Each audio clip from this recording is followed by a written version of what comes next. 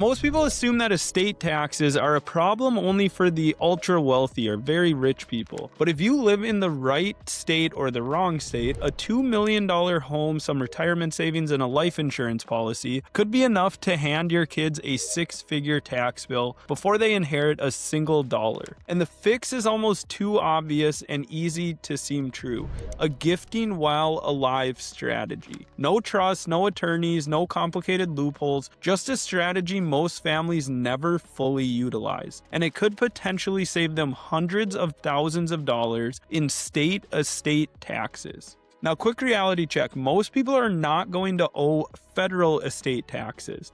I actually did a full video breaking down the annual gift tax exclusion amount and lifetime exemption amount and how they work together and what they mean. I'll link to that at the end of this video. But state estate taxes, that's a completely different conversation. States like Massachusetts, Oregon, Rhode Island have exemptions as low as $1 to $2 million.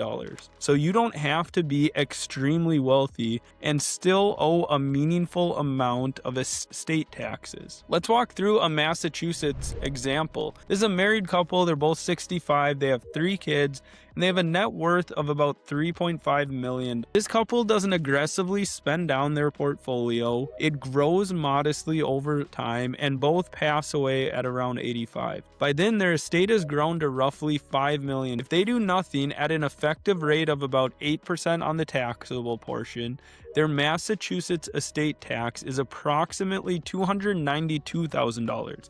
Or let's round up and just call it $300,000. That's before your kids see a dollar. They owe $300,000 to the state of Massachusetts. Now here's where the simple strategy comes in. Every year, you're allowed to gift a certain amount per recipient without touching your lifetime exemption amount. This is called the annual gift tax exclusion amount. In 2026, that's $19,000 per person per recipient. So with here, there's 2 parents, there's 3 kids, so $19,000 multiplied by 6, that's about $114,000 per year out of the estate with no lifetime exemption used up. And if you want to gift above that, it doesn't mean taxes are owed. It just means the excess starts counting against your lifetime exemption amount, which sits at $15 million per person. For most people, that's simply not going to be an issue. This exclusion has also consistently crept up over time. In 2016, it was $14,000. 2022 went up to $16,000. 24 up to $18,000.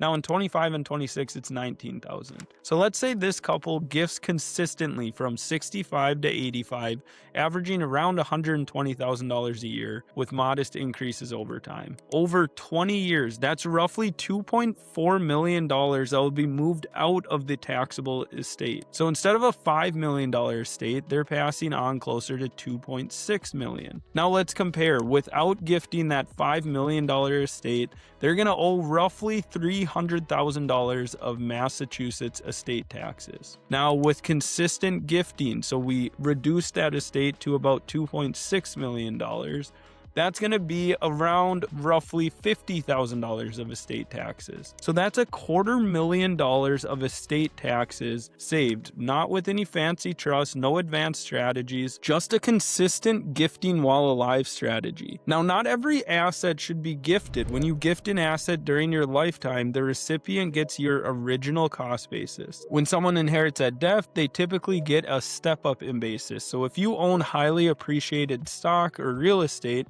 with big unrealized gains, it may actually make sense to hold those and let them step up at death instead of gifting it. But you can gift cash or lower gain assets. The strategy comes down to this: gift what won't benefit much from a future step up, keep appreciated assets inside the estate, and shrink the taxable estate without creating unnecessary capital gains. What's really happening is simple. Instead of one massive taxable event at death, you're gradually moving assets out of the estate every year. And you're not just saving taxes, you're helping your kids while you're alive and able to see the benefits of that money make an impact in their life. And you're reducing complexity for your family later on. If you live in a state with a low estate tax threshold, this is one of the simplest and most effective planning strategies available, and most families never fully take advantage of it. If you want help thinking through whether this applies to your situation, please feel free to reach out. I hope you found this video helpful, and as always, money is a tool, knowledge is freedom, and planning is power.